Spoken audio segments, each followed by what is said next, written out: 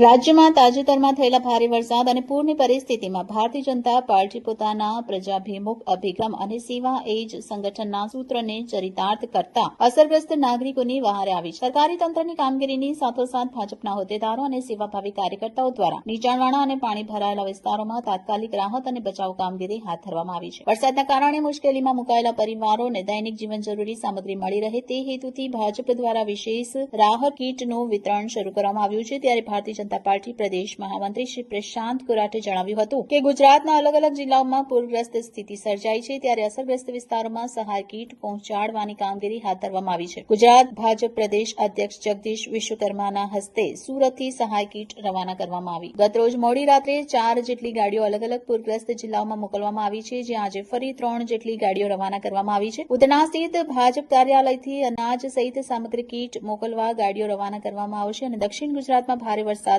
પગલે પાણી ભરાયા હતા. ભાજપ દ્વારા અનાજ કીટ નવસારી, વલસાડ મોકલવામાં આવશે. ભાજપ દ્વારા 15,000 કીટ તૈયાર કરવામાં આવશે.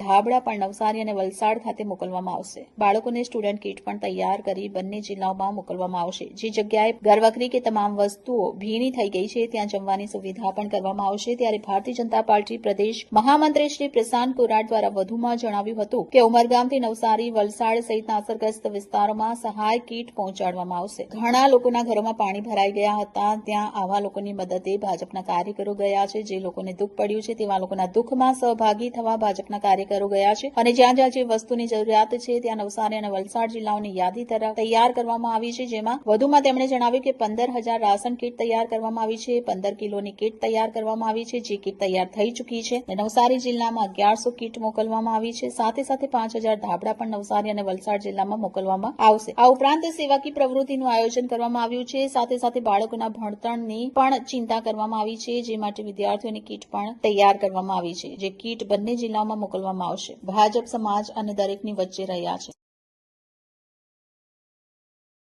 મોડી રાત સુધી ભાજપ કાર્યાલય રહી કીટ તૈયાર કરી છે અને દિવસ રાત ભોજન તૈયાર કરી અસરગ્રસ્ત લોકોને પૂરું પાડી રહ્યા છે. ત્યારે સ્થાનિક સાંસદશ્રીઓ, ધારાસભ્યશ્રીઓ તેમજ સંગઠનના હોદ્દેદારો સ્વયં અસરગ્રસ્ત વિસ્તારોની મુલાકાત લઈ રહ્યા છે અને જરૂરિયાતમંદ સુધી સીધી સહાય પહોંચાડી રહ્યા છે.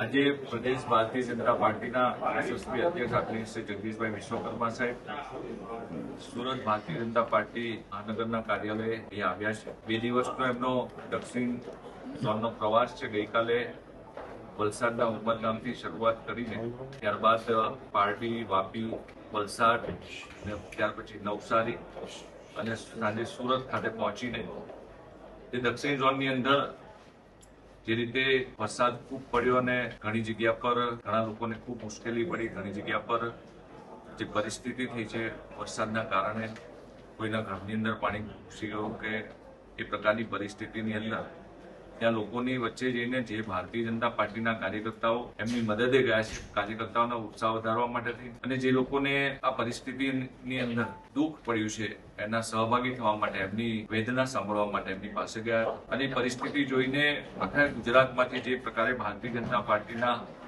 વિવિધ કાર્યકર્તાઓના માધ્યમથી, વિવિધ સમાજના લોકોના માધ્યમથી જે પણ મદદ મળે, જે પણ સેવાકીય પ્રવૃત્તિ થાય એના માટે થઈને જ્યાં જ્યાં જે વસ્તુની જરૂરિયાત છે એ મુજબ નવસારી જિલ્લા ભારતીય જનતા પાર્ટી અને વલસાડ જિલ્લા ભારતીય જનતા પાર્ટીના અમારા બંને પ્રમુખો જે જરૂરિયાત છે મુજબની યાદી બનાવીને અમને સોંપી છે. સાથે સાથે સુરત મહાનગરની અંદર કુલ મળીને 15,000 કાચો સીધો એટલે કે રાશન કીટ તૈયાર કરવામાં આવી છે, જેની અંદર